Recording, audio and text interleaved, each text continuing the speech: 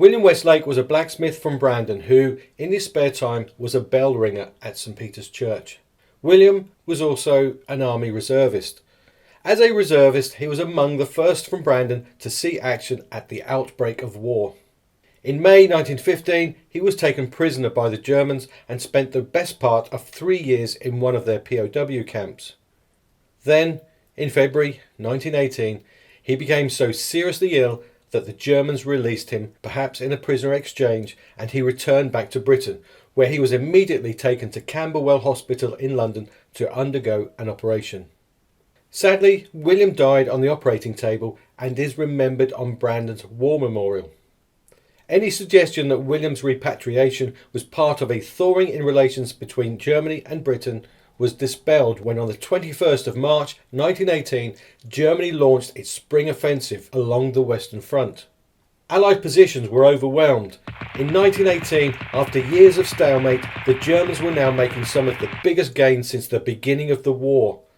During the spring of 1918, there were no thoughts of an armistice, simply wishes of getting through another month of warfare. A number of Brandon lads, serving in the front line, would not see that wish fulfilled.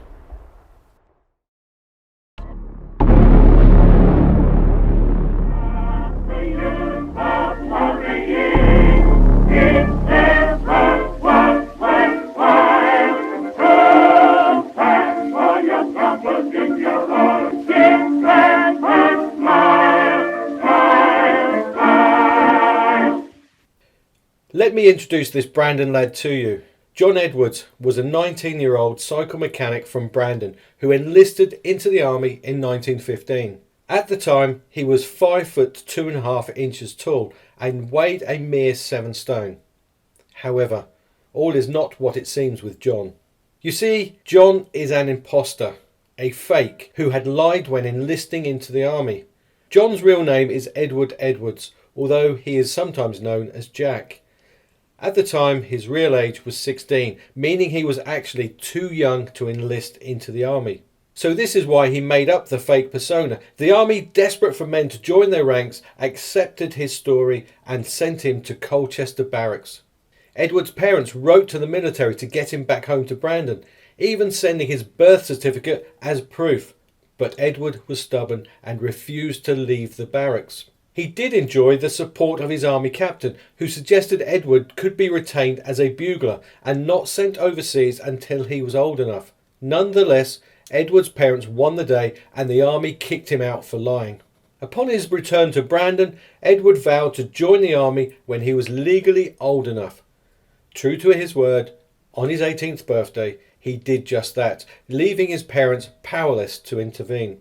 In May 1918, Ed was in the trenches of Flanders and under heavy artillery fire from the enemy. He survived this action and his immediate prospects looked pretty good. Poor weather conditions saw the enemy reduce their activity and fire over the occasional shell now and then. The sporadic shelling inflicted 2 deaths on Edward's battalion, he being one of them. At the time, he was 19 years old.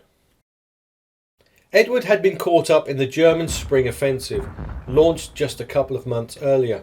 The Germans, facing starvation and revolution at home, gambled on one last effort to break through the Allied lines and force a peace deal on favourable terms before they themselves collapsed.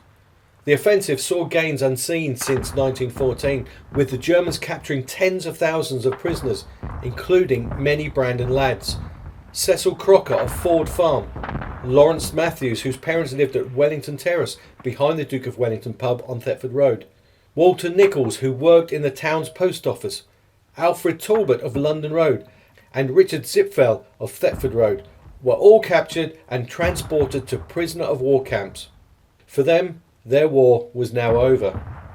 Brandon also received reports that many of its lads had been wounded in this action. An artillery shell almost did for Walter Field when the explosion buried him deep in mud and inflicted a hand wound so severe he thought he might lose some fingers. As the days went past, reports of Brandon lads wounded in this fighting continued. 20-year-old George Wells had a leg amputated, and there were fatalities. Edward Edwards was one. William Dorling, a gamekeeper whose family lived on London Road, was another. As spring gave way to summer, the momentum of the German army's spring offensive waned. Then, by overstretching the few resources they had, it came to a stop. Although the Allies had been pushed back, they were not beaten. So in August, the Allies, aided by fresh reinforcements from America, launched their counterattack. It was then they who saw the biggest gains of the war, sweeping aside enemy defences as they fought. German resistance crumbled. Gone were the days of the Allies taking a few yards, then retreating back to their own trenches. In the summer of 1918, they finally left their trenches and drove miles into enemy-held territory. Once again, Brandon lads were at the forefront of this fighting. Sadly, with the finish line just in sight, 4 of those lads were killed in August alone. Hector Lockwood's battalion were tasked with taking and securing a railway line, which they succeeded, sadly with the loss of 188 lives. 21-year-old Hector did not survive this battle. His body was recovered days later and he was buried close to the railway line. 23-year-old Arthur Kent was also a casualty and was the second son his parents lost. A year before, they had learned that another son, Edward, had died in hospital from wounds received in battle. Edgar Johnson had been so severely wounded that doctors believed his best chance for recovery was to be transferred back to Britain. He was loaded on board a hospital ship, the Gloucester Castle, but sadly did not survive the short sea journey, dying as he crossed the Channel. His body was brought back to Brandon and buried in the town cemetery. He has the distinction of being the only Brandon man to die in combat and be buried there. John Wharf, he lived in the Drove in Town Street until he joined the Tank Corps in 1917. In the summer of 1918, he was in action at the Third Battle of Albert, but it was one battle he did not survive. He died aged 19. Dozens more lads were wounded in this latest action, some suffering horrific injuries. Herbert Lockwood was treated for trench foot in the winter. Then, as the Allies advanced through the summer, he received a wound to his wrist that required him to return back to Britain for treatment. Jack Witter had gone over to France at Easter, but in September was wounded down his right side with extensive injuries to his hip and arm. Percy Wilby had already been wounded twice in the war, on one occasion being saved when a bullet struck a Bible in his chest pocket, but now he had suffered too much and was diagnosed with shell shock. Abel Field was struck by a bullet which entered his shoulder and exited out of his arm. At the time, he was not engaged in battle but simply reading a letter written to him by his brother. It's hard to overstate the impact the war had on Brandon families, with brothers, sons and fathers all going off to fight. Mrs. Adams of 36 Berry Road was informed that 3 of her sons had been wounded. Charles and Alfred were recovering, while Fred, who had only been in France 8 weeks, was back in Britain after being severely wounded in both thighs. The Mutum family, living at 6 George Street, had 6 sons involved in the war. Also living on George Street were the Norton family. One of their sons, Frank, was serving with the 5th Tank Corps when local newspapers reported that he had been involved in the first ever capture of an enemy tank and had received a medal from a French general. His brother Bertie also appeared in local newspapers when, exactly a month before the armistice, on the 11th of October, enemy tanks attacked his position and he was reported as being killed. Herbert Ashley was killed on the same day as Bertie. Another Ashley, Charles Ashley, died just 3 days earlier. Charles's family home was in Town Street and he had been amongst the first to go to war, leading one local newspaper to suggest that he was in fact the first ever Brandon lad to be wounded in this war. After recovering from those wounds, Charles spent his war years in India, which is where he died. At this moment in time, I do not know if he died from active service or from the influenza epidemic that was sweeping the world. Nonetheless, his name is not remembered on Brandon's war memorial, perhaps because he had moved to Kent by the time he died. Another man, Herbert Docking, serving in Iraq, was most likely a victim of the influenza epidemic when he died on the 14th of October and is remembered on the war memorial. The end of the fighting came on the 11th of November 1918, when the armistice came into effect. The armistice was not a peace, but instead an agreement between countries that they would not fire upon each other. Peace was not officially signed until June 1919. With the fighting over, men and women returned home. It was reported that Percy Crocker was the first prisoner of war to return home to Brandon. Winifred Neep, who had earlier left Brandon to be a nurse and care for wounded soldiers in hospital, also returned home to resume her civilian life. After the war, she was presented with a certificate in recognition of her service. Brandon lads also received recognition of their contributions to the war effort. Harry Royal was awarded the Distinguished Conduct Medal. Ernest Wharf, whose son Charlie Wharf is a much-loved resident of today's Brandon, was awarded a military medal for single-handedly capturing a German machine gun. Walter Gentle, whose father was a Brandon councillor and butcher shop owner, was given the Military Cross for his bravery under fire.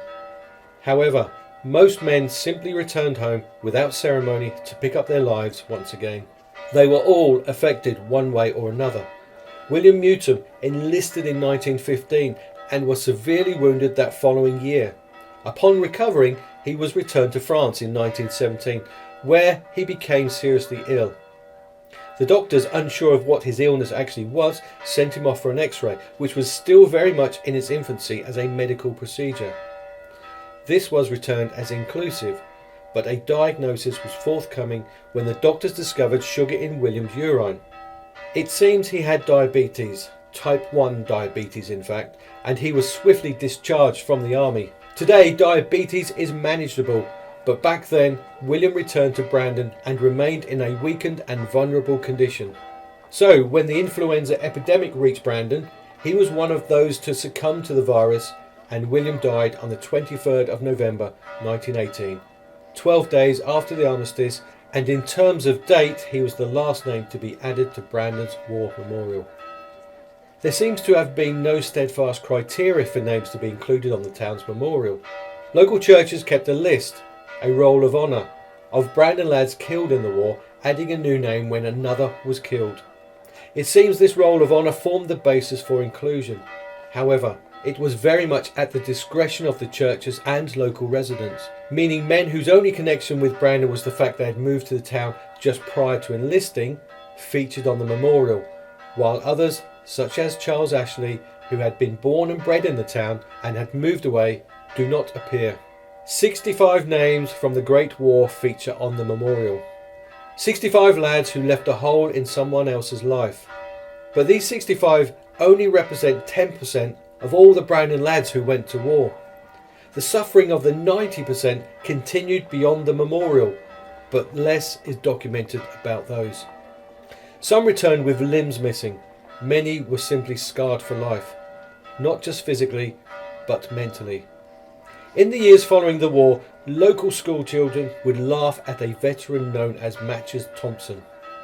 The adults knew his story. They knew what shell shock cases looked like. You see, Matches Thompson would be seen marching up High Street with a stick under his arm. When he got to the post office, he would stand to attention, give a salute, about turn, then march back home again. With the armistice, Brandon lads were taken out of the war. The trouble was, no one could take the war out of them.